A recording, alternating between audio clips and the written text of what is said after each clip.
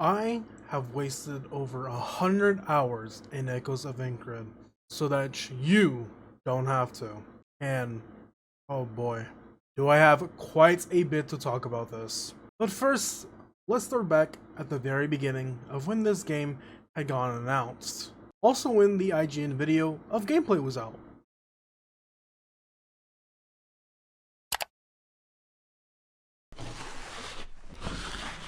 My friend and I don't really expect much when it comes to anime-based video games in general, because, let's be real, they just get hyped up and then it just does not deliver.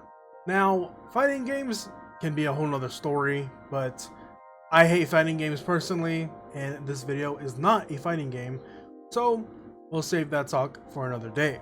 But back to this gameplay video, we actually were astonished by the way Echoes of Aincrad looked. Unfortunately, that was all this game really had to offer. Fast forwarding into the demo release, I finally got my hands on it and was able to experience this game for the first time. I honestly loved this demo. I know this demo alone threw people away from it, and one of the main reasons why people was thrown off of it is because the first mission is a really long tutorial mission that takes around an hour to finish. While it is very long, I also did not mind. I enjoyed every ounce of it, from the interaction to the story that was occurring. The exploration in the demo alone really excited me because every mission had a different area, and it felt like new areas, from one having a river to one having a bunch of destroyed buildings. But man, later on, I soon find out this is a mistake that pulled me in. And if you did not play the demo, you had 5 missions to play. And they were really good missions. And let me tell you once again, this is a mistake that railed me in. By the time the demo ended, I replayed the whole demo again on PS5, collected every chest, and even maxed out my player level and all the weapons levels to the max you can reach in the demo. And yes, I did this exact same thing on PC. That's how hooked and sold I was on this game. Finally though, we reached the official game launch, and I will admit, seeing the canon part of the story occurring was amazing to see because it was the introduction to the game. The exploration already, however, was already starting to become a little tedious as we were going through the same look of the area, and it wasn't really giving anything new to look at. The environments all looked the same. Once you get a mission or two after the introduction, they make you do new missions that make you do the exact same thing you did in the demo missions. From exploring the exact same areas to fighting the exact same bosses. This was my first strike. I was already getting bored of the story because it's just a repeat, except this time there is something we are fighting for, but that doesn't change the gameplay and not really the story either. More missions in the exploration starts to get extremely boring and repetitive. It was starting to feel like a chore to go through the areas because there were areas you had to go all the way up to where the mission finishes to going all the way back down just to be able to access that part of the area. And while doing this, the environment all looks the exact same with nothing different to look at. Same mobs, same trees, I would even argue same structures at times. And have I even mentioned the dungeons yet?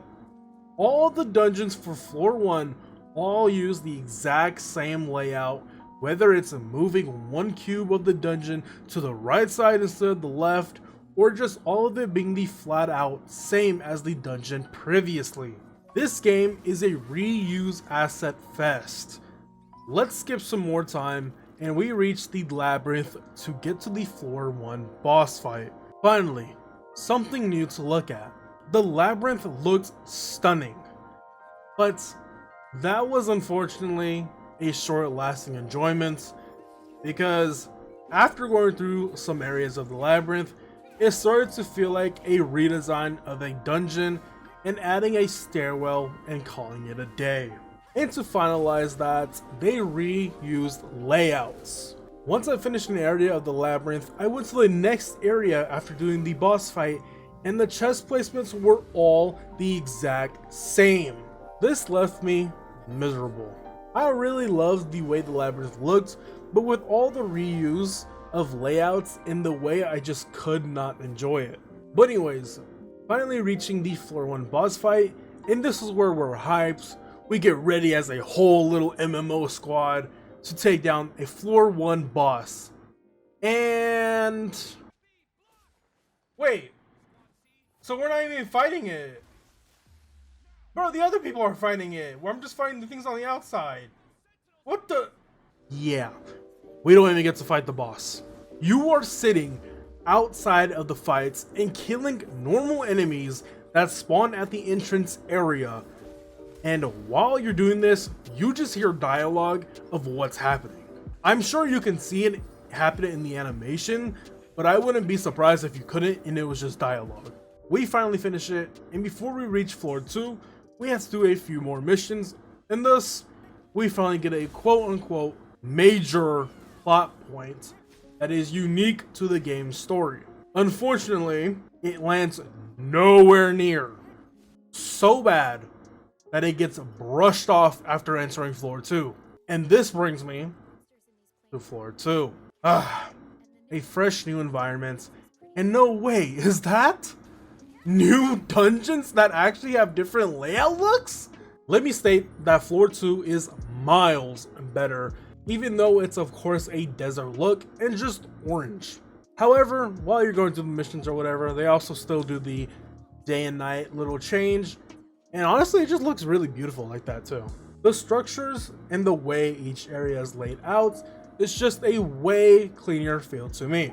But back to the dungeons though, because with floor 2, yes, they are different, but if the dungeon has the same environments, then it's going to have the same layouts. And if you're wondering, why didn't he just say all floor 2 dungeons are the same? Because there are 3 different dungeons that have a different environment. One being the normal looking dungeons, the other being the castle looking dungeons, and the last one being the sanctuary looking dungeons. These all give a different feel and layouts, but if you were to do 3 sanctuary dungeons back to back, they will have the exact same layouts, just in a different order. One more thing I have to speak on about the dungeons are the chests. The dungeons are mainly used for grinding equipment, but once you're already halfway done with the game and explore the previous areas, you're a high level to where it's extremely pointless to even go for the chests anymore. Every time I was doing a dungeon mission, I just hurried my way to the end because I just did not care to look in chests when I already had the stats and a legendary weapon that I already wanted. Because that's really all they give you. That would be major at least. I guess coal if you constantly buy a bunch of crap, but even then, I had over 1 million by the time I was only around 25% into the story. So you can assume how much coal I had by the time I reached the end of the story. Now, with floor 2 mobs, I can say there is a really good chunk amount of new mobs. However, there is also a bunch of those mobs that also have variants. For example, instead of the ice version of a boar, we got a fire version of a boar. And I only say boar because that's kind of like the only thing I can remember. But every mob has a different variant of the first one you've seen. Speaking of first seen, the bosses in this game are pretty cool. But once you beat them the first time as a boss, they then become a normal enemy just around the map, which could be a good or bad thing depending on how you look at it. On one side it can be cool because you can keep seeing that mob, and of course they most likely look pretty cool if you don't mind seeing it. And then you have the other hand, where it's more so annoying because they could have made cooler elites instead of making the bosses become elites. So really, it's more of a if you like it the way this boss looks, you'll like seeing him every now and then. The only main one I had an issue with is the red version of the boulder dudes. And that's because he has a armor ability that's just really annoying to take down when you're just trying to get through the dungeon. When it comes to Sora online games, usually it is a hassle to grind out equipment and level up, but with Echoes of Aincrad, it makes it a lot more casual RPG based to grind out the max rarity of equipment you can get, and even to get sword skills pretty easy, and even easier if you get XP boost stats. I managed to get a few of the weapons done from a day-to-day basis within 14 plus XP boost. But aside from that, there's also little bonuses for said weapon with the look it has. Like for example, there is a hammer and a scythe that are both considered two-handed axes, but one gives you a healing boost while the other gives you more agility. This also is the case for your armor that you equip, but of course, that was kind of expected. Then you have the shield that is only available to use for 3 of the weapon types, which doesn't really bother me because I literally don't block. It's just really hard for me to remember that blocking exists, and I'm constantly dodging instead. But thankfully, some of the shield bonuses don't have to do with having to block, so those ones made me happy. That's more of just a personal issue because I literally don't block in any game, even Dark Souls games or anything like that. So that's just a personal issue. Now, one thing that annoyed me is there is another equipment you unlock once you beat the game. It makes sense though because of the mission after you beat the game, but there are keystones that you can collect which also give you certain boosts depending on the specific stone. So it's not a major need while playing the game, but you literally become pretty insane without them if you just level up and max out the weapon you're using. One thing I had forgot to mention was that at the start of the game is the customization. Let me just get this out the way and say, absolutely horrible. There is barely any hairstyles, and just being able to add things on your character like freckles and stuff are just nothing. There's such minimal things. It took me around 3 minutes to customize my character, but hey, at least we could change their breast size, am I right? Another issue I originally had was you couldn't customize your outfits, but after some missions in, you unlock a side mission that gives you access to change the colors on the outfit, and you get a separate section for cosmetic look, while the armor selection is of course the OP stuff you have, even if they look ridiculous. So I'm glad they added that. Finally, I have the last thing I need to get off my chest, which is supposed to be one of the most important things in a video game, especially when it's this long.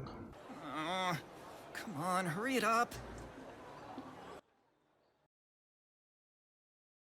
I already mentioned the beginning of the story earlier in the video, so I won't explain those parts, but to pour short, the beta arc was really cool, and I loved that the beta arc was also part of the entire demo, which made it pretty funny because it's like they're also getting ready for the game, and of course I'm not expecting anything crazy from the start of the story. However, there were 2 characters in this that tried screwing you over, and that's all you see of them in the demo. Then the game officially launches. I already said everything about the first floor that I really wanted to say earlier, but again, if you skip to the story section of this video, I'll be brief. The whole first floor has the canon story occurring in the background while you are doing your own thing. And there is only one major thing that happens that is unique to your story on the first floor. But it's such a garbage lead up that it doesn't give you any emotion besides a simple bruh. So anyways, moving on to the second floor, which is the final floor in the base game. And I say base game because It seems like they give a bunch of teases for there being a third floor, but if you look at the DLC description, it says that it's a side story. Once we reach the end of the year, we'll see if we even get a floor 3. But I will not be wasting $20 on that. Unless this video reaches an audience, then in that case, if we manage to reach 500 likes, I will get the DLC and make a review on that too. But back to floor 2 though.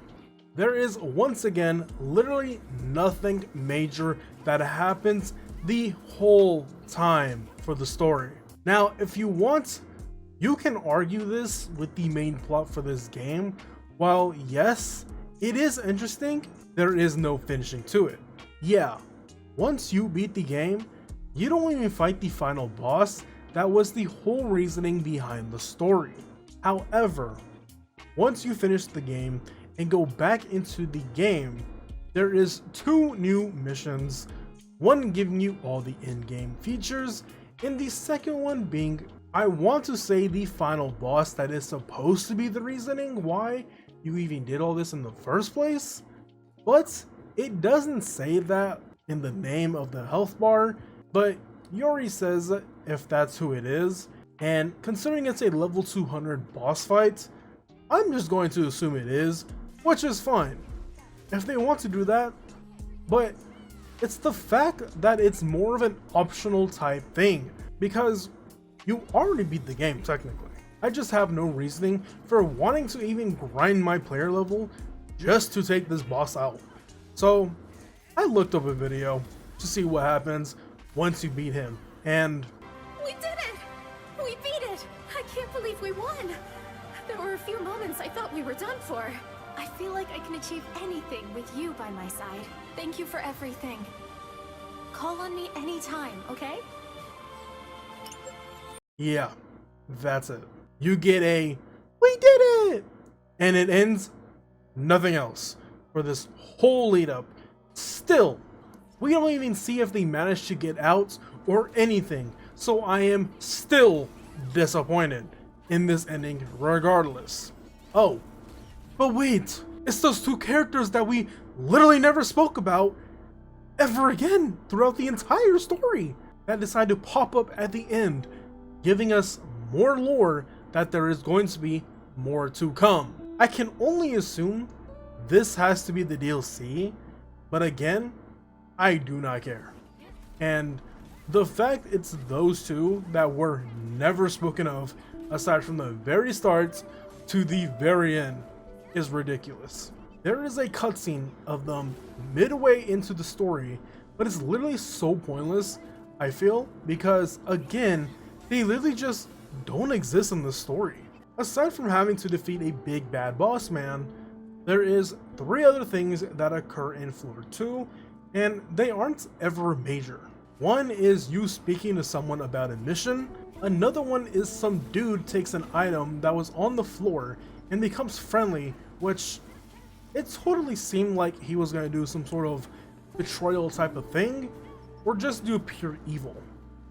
But no, it's just a dude that's annoying, but friendly. The last one is to collect the 4 legendary swords to be able to defeat the main boss of the game. And you manage to lose one of them, but nothing is ever brought up about it besides for when you first lose the weapon. So you're just left wondering, well, was there really that big a difference if we didn't collect all the legendary weapons? Probably not, because they wanted to extend the length of the game. They decided to throw those in because these missions are dungeons. So you can probably guess what I'm about to say. Reusing these same layouts over and over. One final thing I need to mention are the side missions.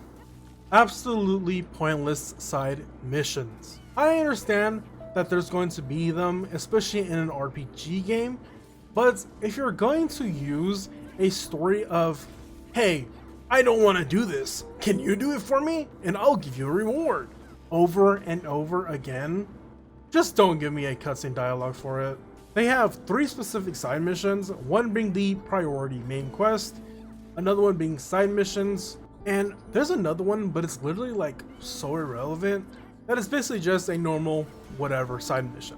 So the main ones you will need to worry about would be the priority side missions, as they mainly give you a new partner or feature or more additional healing crystals. But even for the considered priority side quest, were boring because it's just them asking if you want to join them in killing mobs. There were like 3 missions that actually had a different story, and that wasn't just about doing what they were supposed to for them or joining them, and I can appreciate that those were actually a little different, even if it was just a minor change. I really did want to enjoy this game, and which I did for a brief moment, but with how generic and half-assed this game really is, I just couldn't care, and was honestly glad when I finally reached that end goal. I know if you're a casual gamer, this game really shouldn't be a problem to you because it is enjoyable if you want to just relax and collect stuff. There is plenty of that if you want to do that, but this is nowhere near a $70 price tag. With such a mediocre story, with garbage side missions, and a lot of very forgettable characters that aren't part of your main crew, it's just not worth it, and you can easily find better for that price. The highest I would be more okay with is at most $50, considering that there's also going to be a $20 DLC coming in the later months. Thank you all so much for watching this video, and I believe this is my first, if not one of my first video game review videos. I just said video so many times. That are more in-depth type. If you did enjoy this video, please feel free to like so we can possibly get the DLC review video as well. If you have any criticisms for this video, you can also leave that in the comments because I would really like to get better at reviewing. I kind of went in with a lot on my mind because this game was genuinely annoying me, so I tried to say a lot at the beginning of the video with no set layout, so I do apologize for that. But once again, I appreciate you for staying around, and I'll see you next time.